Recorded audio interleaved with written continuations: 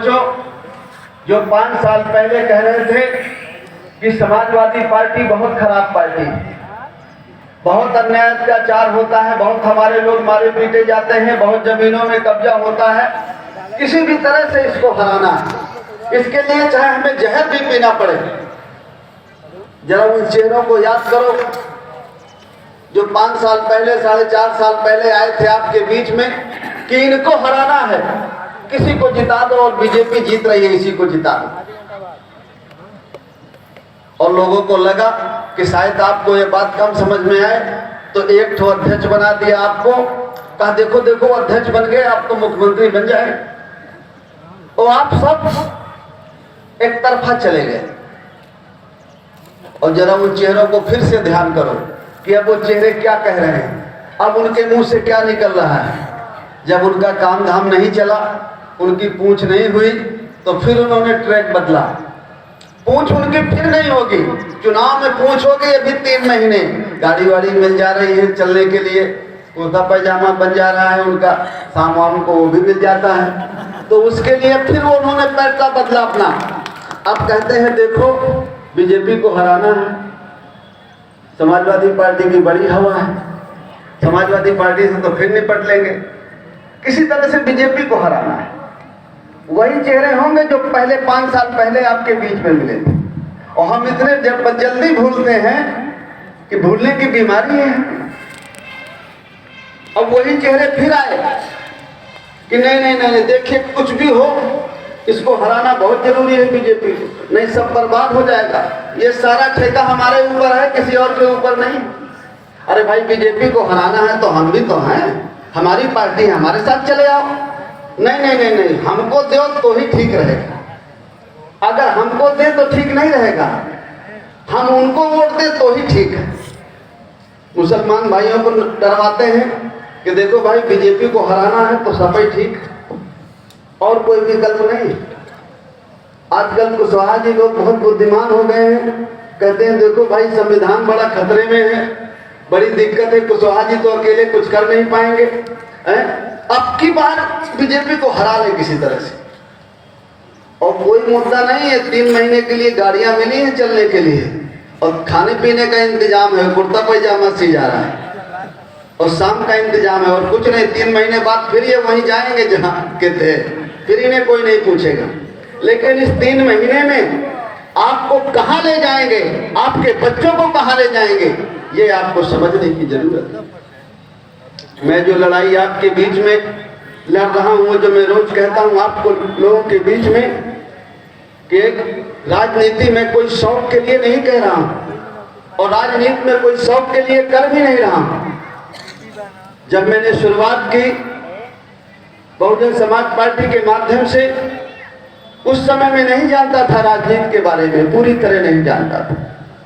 इतना ही जानता था कि हक हिस्सा लेना चाहिए भाई, इज्जत सम्मान से रहना चाहिए, जातिवाद नहीं होना चाहिए, बराबरी का दर्जा सबको होना चाहिए।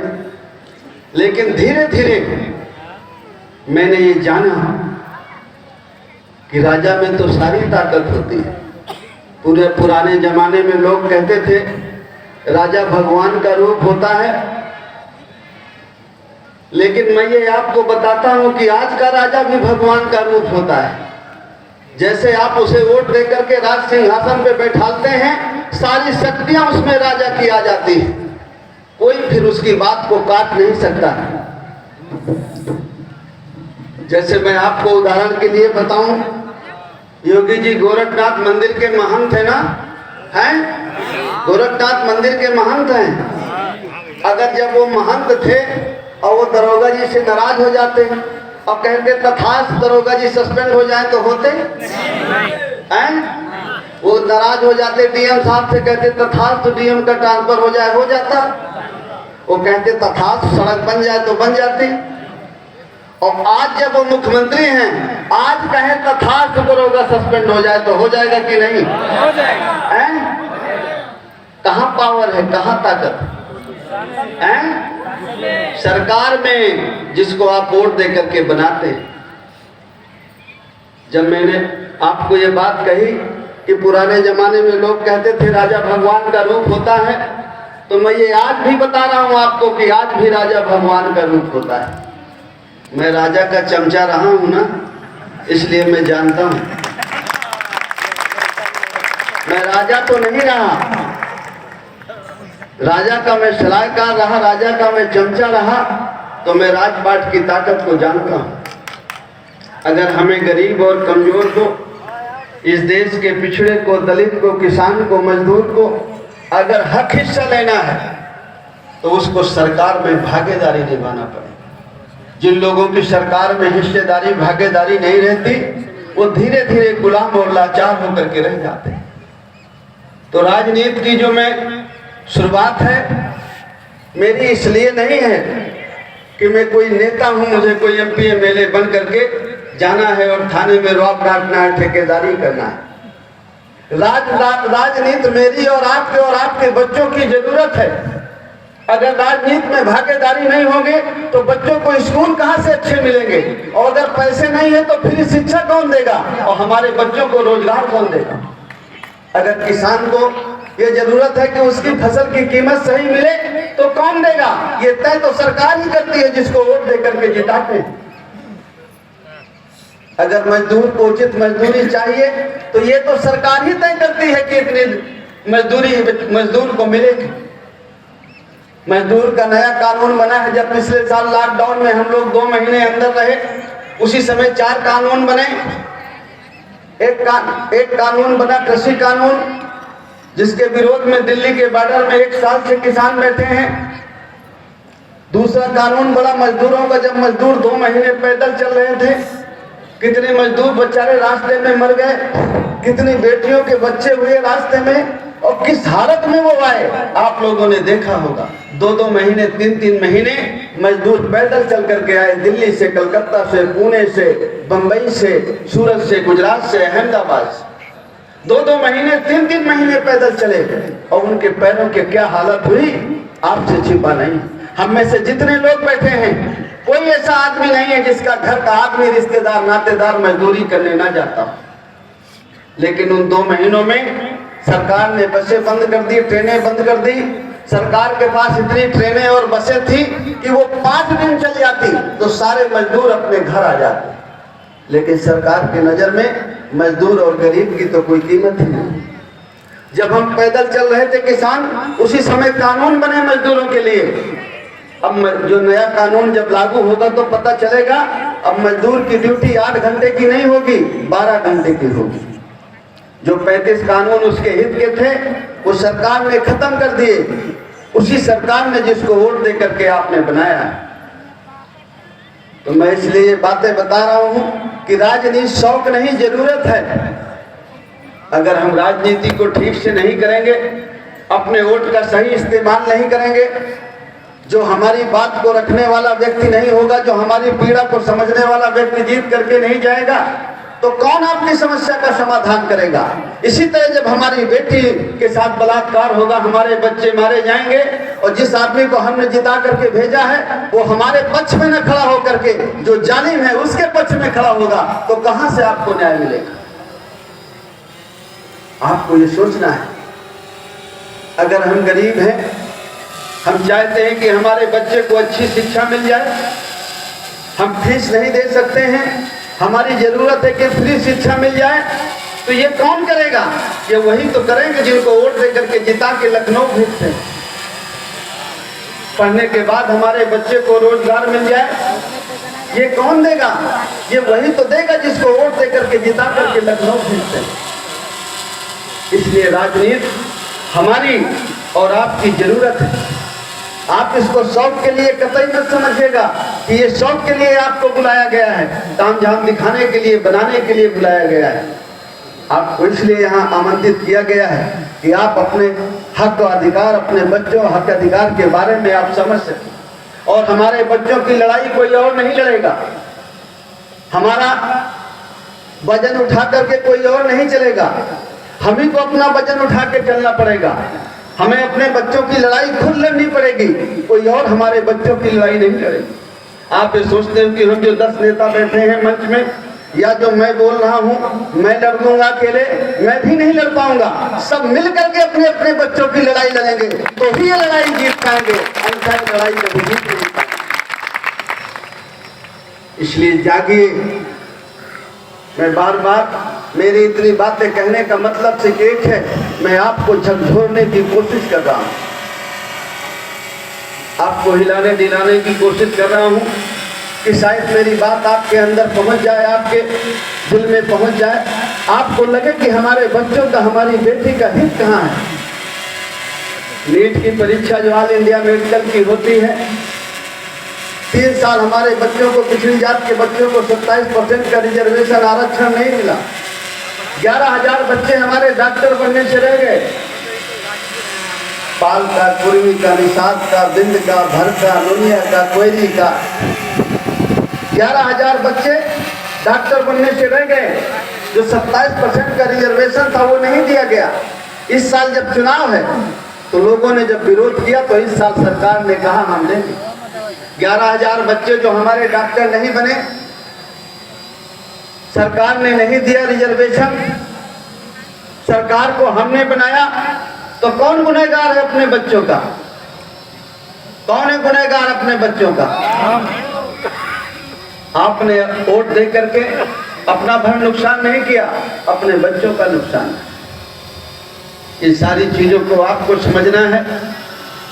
जहां मैं एक तरफ ये बातें कहता हूं, तहां दूसरी तरफ मैं आपको हर पहलू में आपको जागरूक रहने की सलाह देता हूं।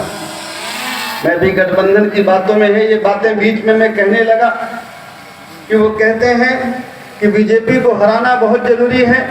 हम भी बीजेपी को हराना चाहते हैं, लेकिन वो कहते हैं कि बीजेपी को हराना है तो बिना शर्त वोट हमको दे दो, आगे पीछे मत सोचो। मेरा जो अपना अनुभव है, जो मेरा अपना तजुर्बा है, जो मैं देखता हूँ भारतीय जनता पार्टी को, फिर मैं समाजवादी पार्टी को देखता हूँ, कांग्रेस पार्टी को देखता हूँ, बहुजन समाज पार्टी को देखता हूँ कि क्या कोई हित चाहता है, क्या कोई भला चाहता है? तो कोई तो ये नहीं चाहता कि जन अधिकार पार्टी खड़ी हो जाए। हर आदमी ये चाहता है कि आइए मत कर जाइए और हमारे सिंबल से लड़ लीजिए, पार्टी खत्म कर दीजिए। आपको क्या दिक्कत है? आपके तो 4-10 लोगों को, 15 लोगों को टिकट दे देंगे हम, कुछ लोगों को मंत्री बना देंगे हम। पार्टी वार्टी का चक्कर छोड़िए, झंझट की बात छोड़िए, हिस्सेदारी की बात छोड़िए, आप बन जाइए बस। कोई पार्टी नहीं चाहती है कि जन अधिकार पार्टी बने, कोई भी पार्टी नहीं चाहती। मैंने चारों पार्टियों का नाम बताया। ये अलग बात है कि कल किसी से आपके दबाव में मैं तालमेल हो जाऊं, कर लूं, तो फिर इसी मंच से मैं उसकी तारीफ करने लगूंगा। किसी से करेंगे तो करने लगे, करना पड़ेगा ना तारीफ, हैं?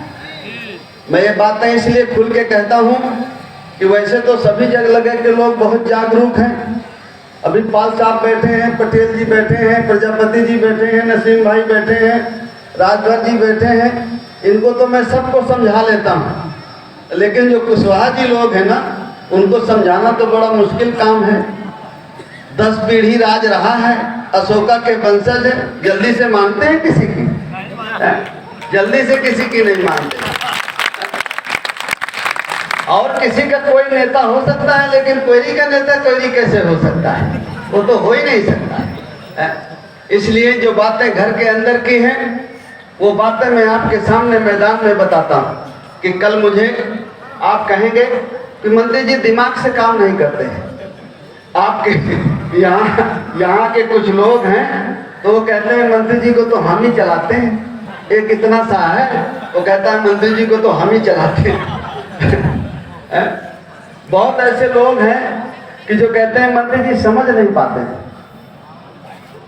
तो इसलिए मुझे ये बातें आपके बीच में ओपन इसलिए कहनी पड़ती है कि आप लोग फिर कल मुझे कहेंगे कि मंत्री जी बात को समझे नहीं। कोई ऐसी पार्टी नहीं है जो ये चाहती हो कि जन अधिकार पार्टी बने। जो हमसे समझौता करेगा वो हमारे हित के लिए नहीं करेगा, वो अपने हित के लिए करेगा। हमारा इस्तेमाल करने के लिए करेगा। अब उसके इस्तेमाल करने में, उसके भले में हमारा कुछ भला हो जाए वो एक अलग बात है, लेकिन वो हमारे भले करने के लिए नहीं करेगा। वो समझौता करके अपने में हमको समाहित करने के लिए करेगा, अपने में पूरा उसको खा जाने के लिए करेगा, वो हमारे हित के लिए नहीं करेगा। लेकिन फिर भी आप लोगों की इच्छा है, आप लोगों में सत्ता में जाने की पड़ी है। वो अलग बात है कि एक ही महीने बाद फिर गाली देने लगेंगे, आप जैसे अभी दे रहे हैं गाली। पिछली सरकार में तो आप कहे एक से एक बुद्धिजीवी लोग जो भगवान बुद्ध को बहुत मानते हैं, अशोका को बहुत मानते हैं, वो सब कमल का फूल लिए घूम रहे थे। अशोका की बात करते हैं, बुद्ध की बात करते हैं और राजपाट में उनको भेजते हैं जिसने राजा बहदक को मारा था। उस समय तो राजा बहदक को मार के सत्ता छीनी थी, और इस समय जितना बुद्धा के अनुयायी हैं, अशोका के अनुयायी हैं, वो सब मर्जी से सत्ता पे आते हैं। और अगर मैं कोई बात करूं, देखो भाई मंत्री जी ने तो बड़ा गलत काम किया, मंत्री जी को ये काम नहीं करना चाहिए। खुद करें तो कोई बात नहीं, और मैं करूं तो बहुत सवाल। 5 साल पहले जो लोग समाजवादी पार्टी को हराने की बात कर रहे थे, जरा उनका चेहरा देखिए, अब फिर वही चेहरे देखिए, अब कहते हैं कि समाजवादी पार्टी को फिर जिताना है। कुशवाहा जी को समझौता कर ही लेना चाहिए, कुछ भी हो कर ले किसी तरह से, हम सत्ता में तो पहुंच जाएंगे। मैं उनसे पूछता हूँ, अभी तो 5 साल पहले गए थे सत्ता में, उप मुख्यमंत्री भी हैं, मंत्री भी हैं, कुछ हो रहा है क्या? ऐसे ही करना है? पीछे वाले नहीं बता रहे हैं? देखो भाई, पीठ उठ मजबूत हो तो बताओ। अगर पहले वाली बात भूल गई हो तो बताओ। मैं कहता हूं कि भाई मेरा एक ही सिद्धांत है, मेरी बात को समझना। जब कोई हमारा हित नहीं चाहता है, कोई हमारा मतलब का नहीं है, तो जो हमें हक हिस्से देने की बात करें हम उसको के साथ चलेंगे। लोग मुझसे पूछते हैं कि कैसे हक हिस्सा की बात, तो मैं कहता हूं कि मंत्री बना देंगे, आपको टिकट दे देंगे, और क्या हक हिस्सा होता है? हक हिस्सा तो हो गया, आप मंत्री बन जाएंगे, कुछ विधायक बन जाएंगे, हक हिस्सा हो गया। अरे मैंने कहा यार, ये हक हिस्सा की बात छोड़ो, ये बताओ कि सिपाही दरोगा बनाओगे तो हमारे भी बनाओगे? भाई ठीक है, तुम सत्ता में रहोगे, तुम मुख्यमंत्री रहोगे, तो तुम 100 में अपने 10 बना लेना, 15 बना लेना, 5 पाल भी बना देना, 5 राजभर भी बना देना, नुनिया भी बना देना, कुर्मी भी बना देना, निषाद भी बना देना, मौर्य भी बनाओ, तो बात तो हिस्सेदारी की है। कहते हैं यार ये कुशवाहा जी क्या बात करते हो यार, मंत्री बना देंगे आपको। अच्छा, मुझे भी जल्दी है, जैसे आपको जल्दी है ना सत्ता की, वैसे मुझे भी जल्दी है, लेकिन मैं थोड़ा थोड़ा सोचता हूँ कि कल मुझे फिर आपके बीच में आना है, तो जब आप मुझसे कहेंगे तो मैं क्या जवाब दूंगा? तो बात तो कोई हिस्से की नहीं करता है। मैं कहता हूं कि मंत्री तुम ना भी बनाओ तो चल जाएगा, लेकिन जो हमारे बच्चे ये पढ़ रहे हैं, बेरोजगार घूम रहे हैं, तुम्हारे बच्चे बने तो हमारे भी बच्चे बन जाएं, और अगर तुम्हारे न बने तो हमारे भी न बने। मैं उनसे कहता हूं कि भाई PWD की सिंचाई विभाग की ठेकेदारी, दारू की ठेकेदारी, बालू की ठेकेदारी, गिट्टी की ठेकेदारी तुम्हारे यार बच्चे करेंगे कि हमारे भी करेंगे? कहते यार कुशवाहा जी ये क्या बात है? तो भाई लेखपाल, पटवारी, तहसीलदार तुम्हारे बच्चे बनेंगे कि हमारे भी बनेंगे? पिछड़े का, दलित का और बनेगा?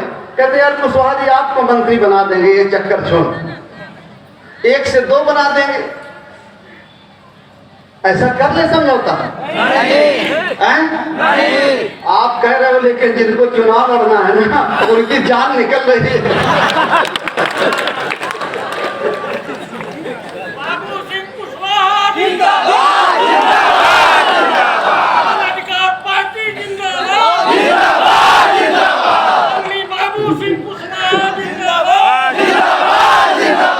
जिनको चुनाव लड़ना है ना, वो सोचते हैं कि लगता है यार ये करे वरेंगे नहीं और हमारा विधायक कल न रह जाएगा।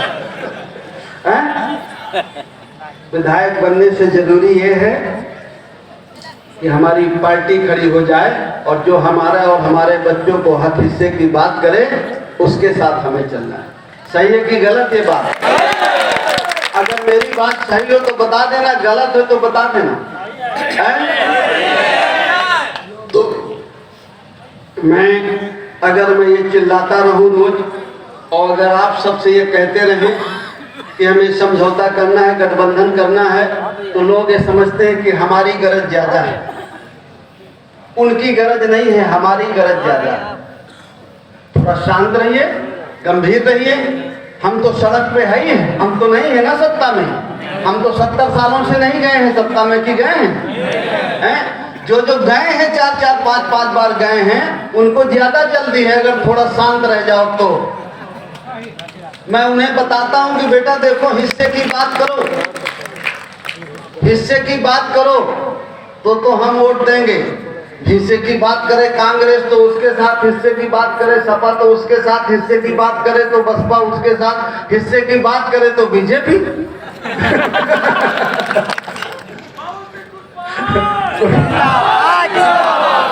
बात तो हिस्से की है ना, बात तो हिस्से की है कि नहीं है? और जो हिस्से की बात ना करे उसके साथ क्यों चलना? इसलिए आप जल्दीबाजी मत करिए। जो सत्ता में है और जिसको सत्ता में जाना है और जो सत्ता में रहा है, आपसे ज्यादा जल्दी उसकी है। उसको तो 4 सत्ता का मजा उसने चाहा है और मैंने तो कहा है कि बेटा तुम अपने बारे में सोचो, हम तो सड़क में है ही, हम 5 साल फिर रह लेंगे। सही है कि नहीं ये बात? अगर भाई आप तब डरो जब आज आप सत्ता में हो, तो आपको लगे कि हमारा छिन जाएगा, तो आप डरो। हो क्या सत्ता में? तो किस बात का डर? जो हमारी बात नहीं सुनेगा तो उसको भी अपनी तरह बना देना है। अगर वो सत्ता में चले, अगर वो हक हिस्से की बात करे तो उसके साथ चलना है, और हक हिस्से की बात ना करे तो नहीं चलना है। जो साथी मेरा चुनाव